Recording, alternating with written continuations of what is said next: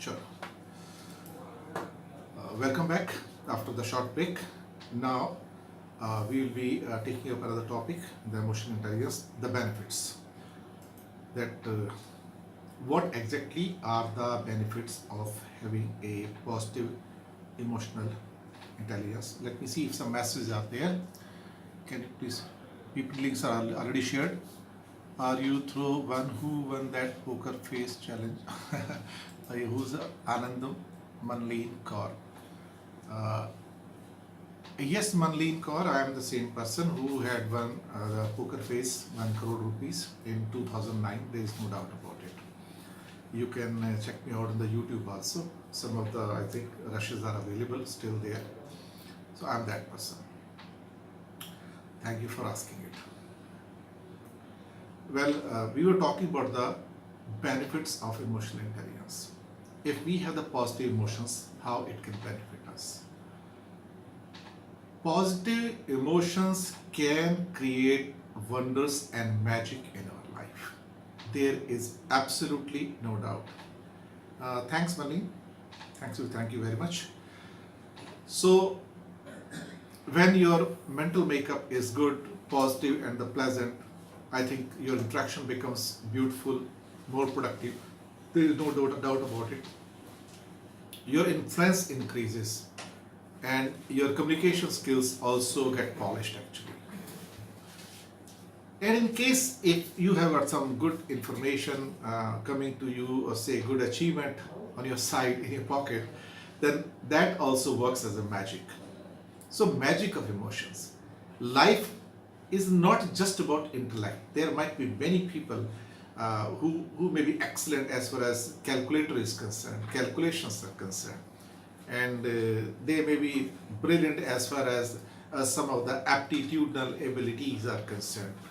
But to me, attitudinal abilities are far more important than the aptitudinal abilities. In some of the placement sessions which I had been to on behalf of the employers to some of the colleges, I basically look for the people's mental makeup. Of course, the intellectual abilities these people have, and it is being proven through the grades they are achieving, either the MBA classes or any other classes, you can say any professional courses. Those aptitudinal abilities comes through qualifications, the marks or grades they have got in that one. But how come some people, say a group of 6 people, and similar kind of aptitudinal abilities, say they got 75% marks, for example. But one person may get a package of say 5 lakh rupees, one may get 10 lakh rupees, one may get 30 lakh rupees, one may get 50 lakh rupees package. So despite having the so-called aptitudinal abilities which are almost similar, why some people are being picked up at 50 lakhs, some at 15 lakhs, and some at 5 lakhs? And every year this news comes that one of the person from these IITs or IIMs had been offered a package of 1 crore or 50 lakhs or 70 lakhs or 35 lakhs. And also in any of the management college, if you go through the average offers they are getting at the time of placements, you'll find that there is an upper level and there is a lower level. Suppose there is an average package of say 12 lakh rupees in suppose any of the management colleges, there might be possibility the maximum sum being offered to some student might be around 30 lakhs or 32 lakhs or 35 lakhs or 28 lakhs. And the lowest one, which is comparing to the average 11 or 12 lakh rupees, might be around 5 lakh rupees, 6 lakh rupees, 7 lakh rupees. So it means why people are being paid that 35 lakh rupees or 25 lakh rupees, much higher than the average you can say offers. It's emotional makeup of a person. It's the emotional makeup of that person which creates the special types of competencies in that one. Interpersonal competency, the how a person communicates, how a person speaks, how a person takes up a question, how he analyzes it, how he examines it, and how in a calibrated manner he answers that. How peaceful he is, how calm he is, how easily he is handling the pressure and trying to create a solution which will be loved by any person who's examining him. It means if somebody is extremely nervous or volatile, and invariably I have seen, like for illustration, in a group discussions where 7, 8, 10 people are there and a subject has been given to them, say it's for 10 minutes in total, and I think all the people just try to jump upon the opportunities and try to take the lead, and in that process there are chaos, there are problems of control. Then slowly within a minute or 30 seconds, one person emerges from nowhere in the group and he tries to control that this is not the way we should conduct the group discussion. We should be given everybody should be given say 30 seconds or 45 seconds to express the views, and there should be some kind of discipline in that. Now everybody listens to that. Why it happens? Sometimes I go to the schools in the recess time, and from the boundary wall I look at the number of kids, maybe around 6-year-old, 7-year-old, 8-year-old, and they are in groups, 4 or 5 kids are there. So after their recess and they are playing with each other, and invariably one child from that group will lead other people. Whether he has been trained on the leadership qualities, answer is no. The question is that this boy has got something in his or her DNA, and something which he has gone through the so-called social environment which encourages the person to take the decisions, good decisions, where he can direct the people and other people follow it. It means it's your interpersonal competency. So this interpersonal competency may begin from his childhood itself. Then how you adapt yourself to the given conditions. It also depends on your mental makeup, emotional makeup. Somebody gets displaced, he is rattled. Something happens, a person gets rattled. A news comes, the 4 people are there, and this news is for 4 people, 3 people get rattled, and one person who's very calm and quiet, and very coolly he receives the news. He says, it's fine, we'll handle it, no issue. How come that one person is maintaining that calm? It's that 80% quality of so-called emotional intelligence. It's that 80% quality of your EQ, not the IQ. Intellectual abilities are one part of life, but the major part comes from the emotional abilities, the emotional quotient, and that actually becomes foundation stone for any kind of progress or growth in the life. Any balanced person, if you look around in your life, in the personal field or professional field, you'll find that that person is emotionally balanced person. It's not so easy to become emotionally balanced. You need to put in the efforts for that. Because if you can be rattled by smallest of the things, smallest of irritations, then you are inviting the stress. You are inviting the anxieties and worries, which some people basically can avoid, or some people can manage very easily. They say it's not a big thing, but same not so big thing can become a big thing for other person. That's the truth of life. It means there is a difference between the emotional makeups of different people at different levels. There is no doubt about it. What other benefits can be if you manage your emotions well? It can improve your academic performance. Who are the boys and girls who perform exceedingly well in examinations?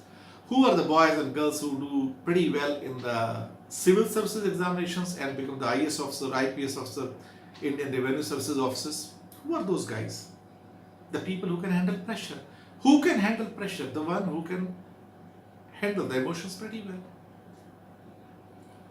And then, if you are emotionally balanced, you will be a disciplined person. You will be organized person. You will be a structured person. You will be going through a system. You create a structure through which you go then. It means you don't go haywire, you don't go unorganized. Your attendance will also be better, your performance will be better, your productivity will be better, proficiency will be better, effectiveness will be better. And that's how you become popular. That's how you get accepted among your colleagues, in your office or in society. The people look at you as an inspiration. There is no doubt about it. What we need to do then? I mean, some of the habits which we can see where the emotionally intelligent people, that you can label your feelings, not the people. In schools, sometime it happens, we have had the experience, and each one of you must be having, that sometimes the teachers to call some of the students that you are a donkey.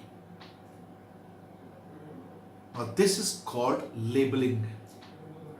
After some time, if this boy or girl doesn't perform to the expectations of that teacher, repeatedly he or she is being called donkey, and this label sticks to that person, and that boy or girl goes home and tells his mother or father that my teacher calls me donkey, my friends also calls me donkey. So labeling can be pretty bad. These labels sometimes stick to you for lifetime. One has to be very, very careful what they are saying. You also must distinguish what are your thought process, what's your feeling. These are the two distinct things. People must take responsibility for their feelings.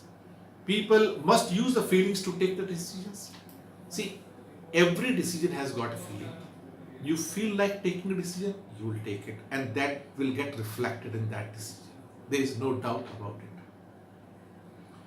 Then you also need to pay respect to the people's feeling. How many times it happens that in your office or in society, you speak something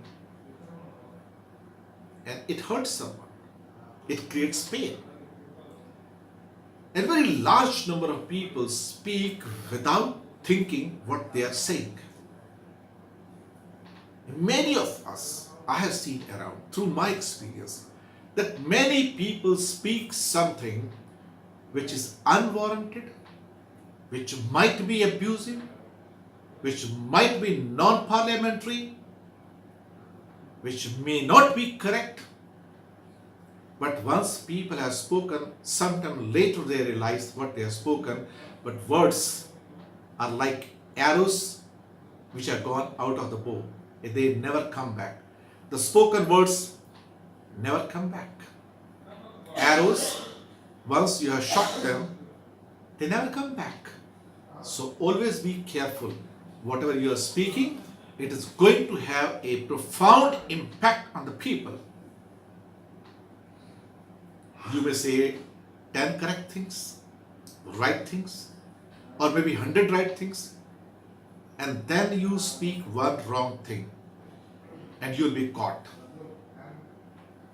People are going to remember you not for those 100 correct things, they're going to remember you for that one incorrect thing you have spoken, or one absurd thing you have spoken. So be careful that if you are speaking something, extremely careful that this speakership should be having some kind of respect for other people. Some other questions are there. Does being emotionally intelligent equate to being politically correct? I think both the domains are different. Emotionally intelligent person and being a politically correct person, I think both are different domains. We cannot compare them.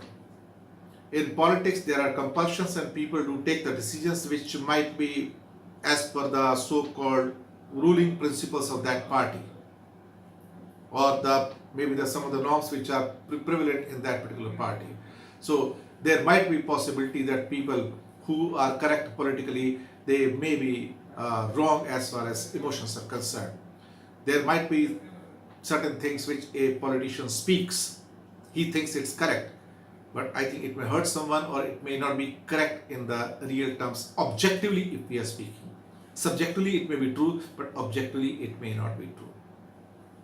So it means as far as feelings are concerned, please be very, very careful, because that can hurt the people.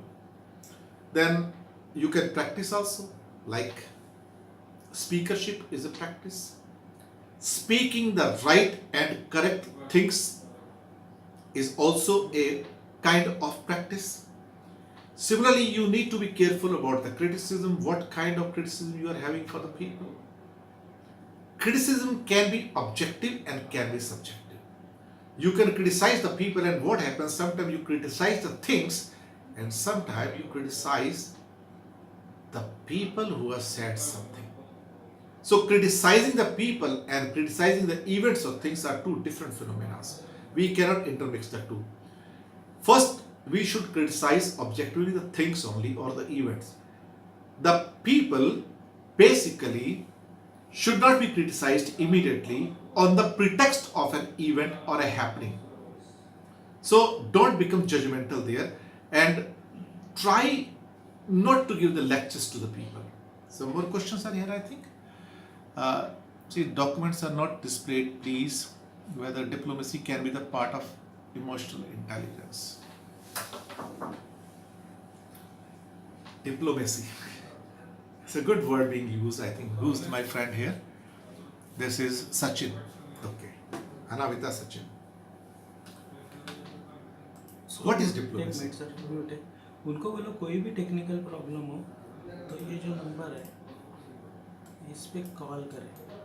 आप उनको कुछ guide मत करें, ये number पे call करना बोल दीजिए। In case of any technical problem, a number has been given on the screen, technical support 40514000.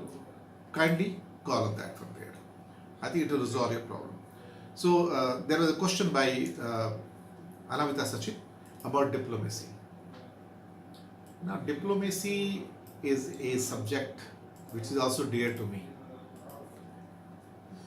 For that purpose, if you really want to learn that whether emotional intelligence plays a much bigger role in that one or not, you need to look at the foreign ministry spokespersons of one country or other country. Each and every word being spoken by those spokespersons is being weighed, examined, analyzed deeply, because any wrong word there can create very bad impression for the country. For example, India has got a cordial relations with the United States of America.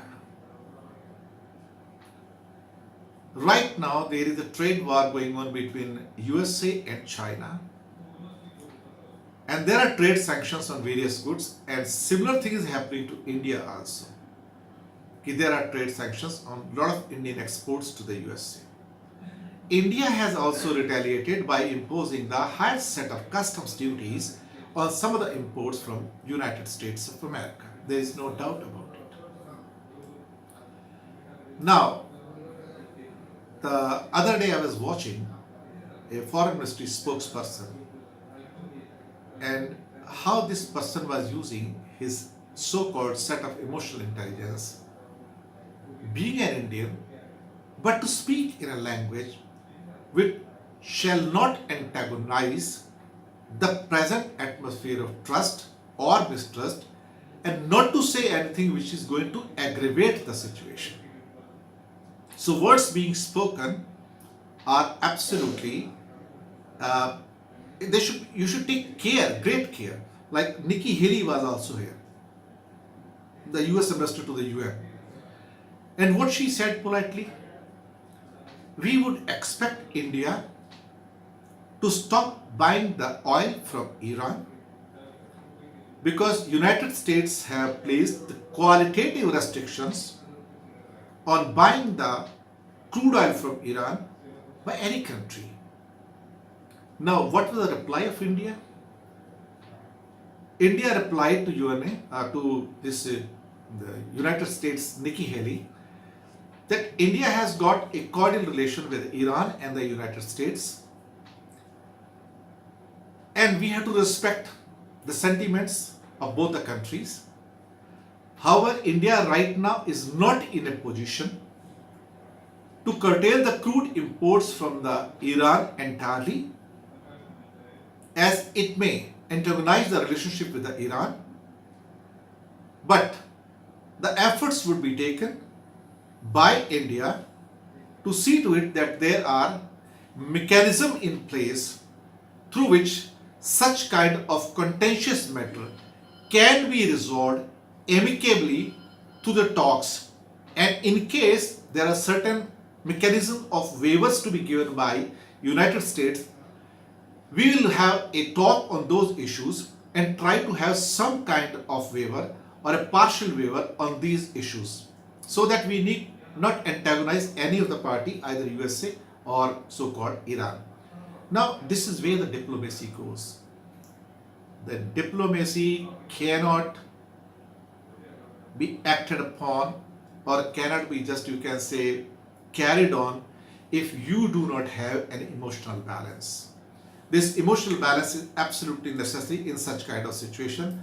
And one thing, some voice is not clear. My voice is very clear, I think. Many are facing same problem. According to you, the emotional intelligence factor, how much role does it play in one's career? Okay, I think I have replied in the case of diplomacy and in career. In career, as I said, that once you go for this one, the packages, I give the example that somebody may get 35 lakh package, someone may get 5 lakh packages. It means it has the 37 हुआ और अभी तक 19 ही slide हुआ. It means emotions play huge role. There is no doubt about it. One has to be careful that 80% of your persona is coming from personalities. Like I'm sitting in front of you. Apart from the intellectual abilities, it's my emotional abilities that how can I connect with you people? Connecting with the people with energy, connecting with the people with content, connecting with the people through the skill sets the people have got, I think that makes the situation far better. Somebody asked that in career, does it have an impact? Yes, it has got a profound impact. It's the emotion which makes your career. Of course, intellectual abilities are required, but that's only for 20%. It's basically later on your emotional abilities which takes you to the higher levels or higher pedestals in the life. We'll also have a look at the emotional competence here. That emotional competence is one of the subjects which basically is a part of emotional intelligence, that how we can create those competencies as far as our emotions domain is concerned, and those competency can help us to train ourselves, retrain ourselves in this emotional domain to become more balanced. It means the competency means it's an ease around other people, how people feel about it. If I'm a balanced person emotionally, how people will feel about me, they'll feel better. If I'm hyper or short-tempered or angry person, so I'm sorry, then how people are going to react to me, how people are going to speak to me on those issues. So it's my ability which is going to influence the ability of other people, how they are going to interact with me. So it's extremely important that your competency means basically it's essentially a social skills to recognize and interpret and respond constructively to the emotions in yourself and other people. If you are not balanced person, then there is a possibility that you will not be able to assess and examine neither people nor situations. Passion and reason, if put together, it's emotional, you can say, competency. This is the essence of basically emotional competency. There should be passion and there should be reason. You must be logically balanced. What does basically it translate into? Emotional competence, if you got, it will give you the outstanding performance at work. There is no doubt about it. It means your efficiency levels will go up, effectiveness levels will go up, proficiency will go up, productivity will go up, and such kind of things can create a potential for better understanding of human beings, human skills, human emotions, groups, and again those 5 elements which I had actually explained in detail about self-awareness, self-regulation, self-motivation, social awareness, and relationship management. They comes back into the picture. Some more questions were there? Sir, please, back 2 slides of document. Can you please give an example of passion plus reason? Okay.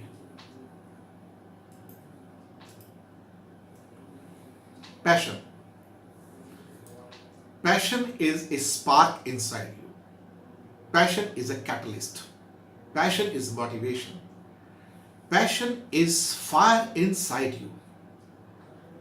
And the reason, when there is a fire inside you, spark inside you, you need to go into a positive direction. Objectivity must be clear. What exactly I want to achieve in the life. What is my lakshya? What is my goal? Where I'm heading for? If you have the passion, if you have the fire, if you have the spark, but you do not know where to go, then I think those passions can take you to the wrong direction. It means your goals and objectives must be set. It means the reasons must be set. Why and how you are going to use that passion or fire inside you. If you say you are highly motivated and you say you are a hockey player, or you say you are a fast bowler in a cricket match, and you are going to use your passion into the bowling at the fastest speed, say 140 kilometers, I can understand, because there is an objective to it. Because ball should be straight right to the batsman at such a spot where you have the chances to take his wicket. It means throwing the things at a speed in the air without any objectivity is going to serve no purpose. So the passion must have a reason, passion must have a logic, and if it is there, then it is called the competency you are creating. It means the mind is balanced, emotions are balanced, and with that, when you can charge up, use your fire inside you, and then see you get the results also. Some more questions? Sorry to disturb you, but all the documents are not displayed. We'll see if whatever we can do on this issue. Our technical team will deal with that too. So, emotional competencies can be related to your workplace also, and the social competency can be in the relationship. So basically 2 major factors are there, that emotional competency can increase your proficiency and productivity, whereas the social competency can strengthen your relationship as far as your life is concerned. We will